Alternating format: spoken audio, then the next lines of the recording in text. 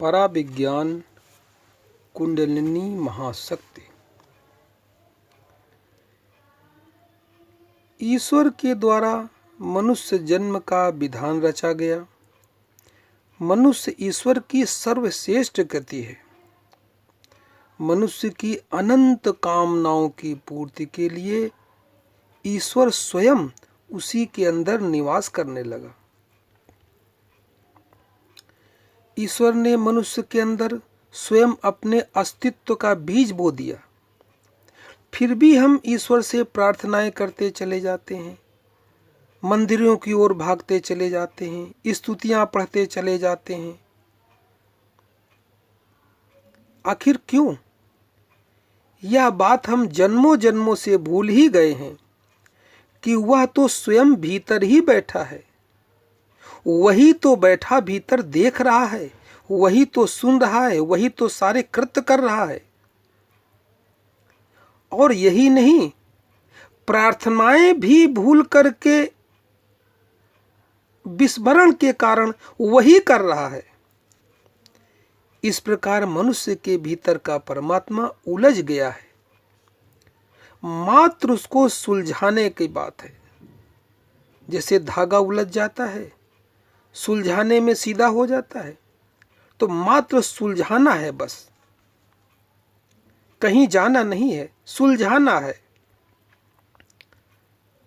तब पुनः उसकी वह स्वयं की स्मृति वापस आ सकेगी। स्वयं की वास्तविक स्मृति भूलने के कारण ही मनुष्य मनुष्य है। स्मृति वापस आते ही वो तो परम का रूप परमात्मा में बदल जाता है। वही आदमी परमात्मा में बदल जाता है। जैसे सिद्धार्थ भगवान बुद्ध में बदल गए, वर्धमान भगवान महावीर में बदल गए। इस स्वयं के भीतर की गुत्थी सुलझाने को ही ध्यान, भक्ति, उपासना आदि शब्द नाम दिए गए हैं। इस विज्ञान में जिस मनुष्य की यह गुत्थी सुलझ गई है वह सतगुरु का रूप ले लेता है, और जो गुत्थी अभी जिनकी फंसी हुई है उन्हीं को साधारण मनुष्य कहा जाता है। बाहर से देखने में दोनों मनुष्य ही लगते हैं, मगर जिसकी गुत्थी सुलझ गई है वह भीतर से जागृत पुरुष है और दूसरा भीतर से सुप्त पुरुष है। अतः हमें प्रार्थनाएं न करके परमात्मा ने जो हमें भीतर दिव्य चाबी दी है उसमें स्वयं के प्रभाव के द्वारा स्वयं प्रयास करके जीवन के रहस्यों का ताला खोलने की कोशिश करनी चाहिए। दिव्यता प्राप्त करना, वैभव प्राप्त करना मनुष्य का परम लक्ष्य है। प्रभु के द्वारा दी गई अमूल्य निधि कि वह स्वयं मनुष्य के अंदर विराजमान है, उसके लिए हमें प्रभु के प्रति कृतज्ञ होना चाहिए। और हम उल्टा उसे अपने जीवन की उलझनों में शामिल करने का प्रयास करते रहते हैं।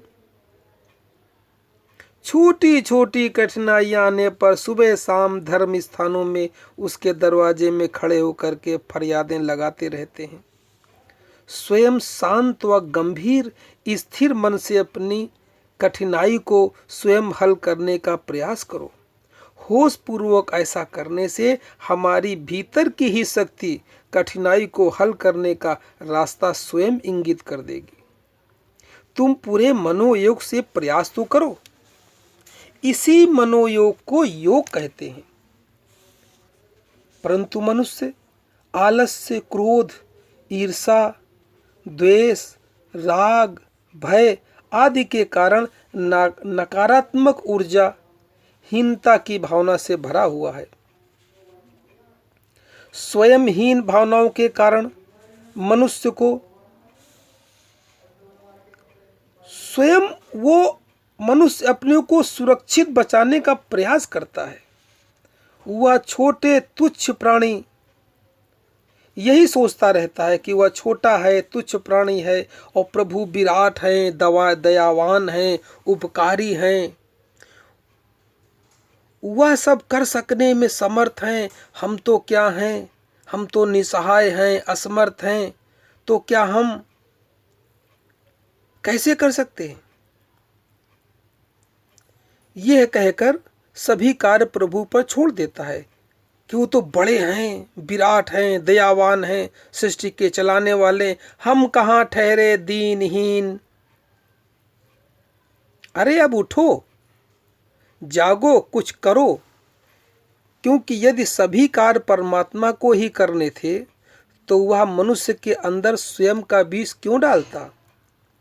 अतः मात्र प्रार्थनाएं ही नहीं, साथ में जागृत होकर उठो, कुछ कर्म करो। तुम अपने आत्मबल पे खड़े होने की कोशिश तो करो। परमात्मा स्वयं भीतर से सहारा लगा ही रहा है, उसकी फिक्र छोड़ो। मनुष्य जाति के लिए अब समय आ गया है। सोते से उठो, जागृत हो तथा अपने अंदर विराजमान ईश्वर के बीज को अंकुरित होने का मौका तो दो, उसके अंकुरण में सहयोग दो। मनुष्य का अहंकार ही भीतर के बीज के अंकुरण होने में सबसे बड़ी बाधा है। अतः अंकुरण में सहयोग दो। एक दिन स्वयं का ही बीज कल्प वृक्ष बनकर बाहर की सभी मनोकामनाओं को पूर्ण करने का कारण बन सकता है और बनेगा। मनुष्य भीतर से प्रभु ही तो है। प्रभु ने स्वयं का कार्य पूर्ण करने के लिए 72,000 सूक्ष्म नाड़ियों की सेना दी है इस शरीर के अंदर। प्रभु को अपना चूंकि काम कराना है तो सेना के रूप में 72,000 नाड़ियां हैं। ये योग का विषय है, जिसमें 10 नाड़ी तो विशेष शक्तियां प्रदान करती हैं। उसमें भी 3 पाताल, पृथ्वी, आकाश सर्वोच्च पदाधिकारी के पद पे बैठा रखे हैं। पाताल की शक्ति को इड़ा नाड़ी कहते हैं, पृथ्वी की शक्ति को पिंगला नाड़ी कहते हैं, आकाश की शक्ति को सुषुम्ना नाड़ी कहते हैं। ये सब इंसान के ही भीतर हैं।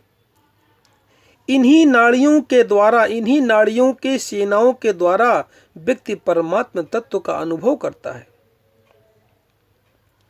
इन तीनों पदाधिकारियों के पास सर्वश्रेष्ठ आसुरी शक्ति भी है, दैवी शक्ति भी है और सात्विक शक्ति भी है, जिसके द्वारा शरीर में होने वाले बाहर या भीतर ज्ञात और अज्ञात सभी कार्य पूर्ण होते हैं। आवश्यकता है तो सूक्ष्म शरीर से 72,000 नाड़ियों का जो सैनिकों की सेना है, इसको जगाने की, इसको ऊर्जावान बनाने की। ये जो 72,000 नाड़ियां पड़ी हुई हैं शरीर के भीतर, इन्हीं को जगाना है, ऊर्जावान करना है, इन पर अपना आधिपत्य जमाना है। अभी तो हमको पता ही नहीं कि सूक्ष्म शरीर क्या होता है, नाड़ियां कितनी होती हैं। ये प्रयोगों से साबित होगा। भीतर जो 72,000 नाड़ियां पड़ी हैं, इन पे अपना आधिपत्य जमाना है। इसमें ब्रह्मांड की समस्त शक्तियां भरी पड़ी हैं। स्वयं भीतर की शक्ति कुंडलिनी ऊर्जा बनकर इन सब नाड़ियों को ऊर्जा प्रदान करती है। उठो और स्वयं का अंतस जगाओ।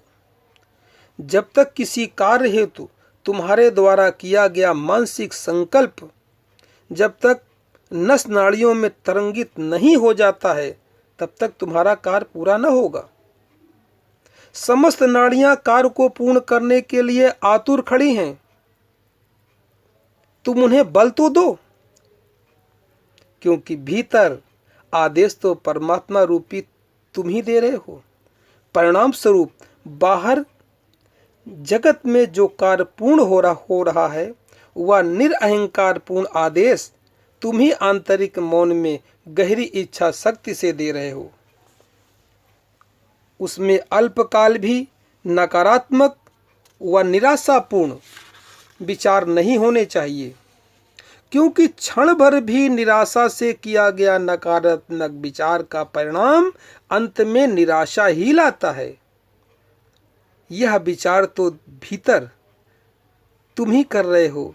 जैसे विचारों की तरंगें भीतर से उठेंगी, उसी प्रकार के परिणाम बाहर प्राप्त होंगे। सकारात्मक विचार से मनुष्य सभी कठिनाइयों का सामना कर सकता है। इस प्रकार जिससे अपने हृदय के मंदिर में प्रार्थना करने की कला जान ली, वह किसी भी बाहरी मंदिर से संतुष्ट नहीं हो सकता है।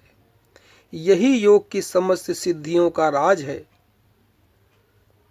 सिद्धियों के चमत्कार का यही आधार है। यहीं से दुआएं, आशीर्वाद फलीभूत होते हैं। निरअहंकार एकात्म की भाव दशा में चित्त द्वारा जो विचार मानस पटल के माध्यम से ब्रह्मांड में भेजा जाता है, वह पूर्ण हो जाता है। उस समय निराकार की दशा में भीतर जागृत परमात्मा ही विचारों को जन्माता है और बाहर अस्तित्व में कार्य को पूर्ण कराता है। वही विचार जन्माता है और वही बाहर पूर्ण कराता है। यही तो उसकी कला है। विचार शून्य दशा में यदि कभी विचार पैदा होता है तो उस कार्य को प्रकृति किसी न किसी प्रकार पूर्ण करती ही है। जब कोई मनुष्य सत्य के पथ पर चलता है तो पूरी कायनात हर समय हर प्रकार से उसके मदद करने को आतुर खड़ी रहती है।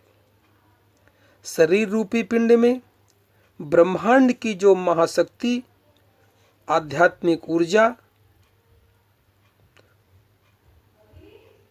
विद्यमान होती है, उसे योगियों ने कुंडलिनी महाशक्ति कहा है। यह वैचारिक अस्तित्व की जागृत अवस्था की ऊर्जा है। यह सूक्ष्म शरीर में बहने वाली अनंत ऊर्जा है। यह सूक्ष्म शरीर में रहस्यात्मक गुप्त अवस्था में रहती है, जो सामान्य रूप से सुप्त अवस्था में रहती है। इसी शक्ति का जागरण धर्म के क्षेत्र में योगियों का मुख्य लक्ष्य है।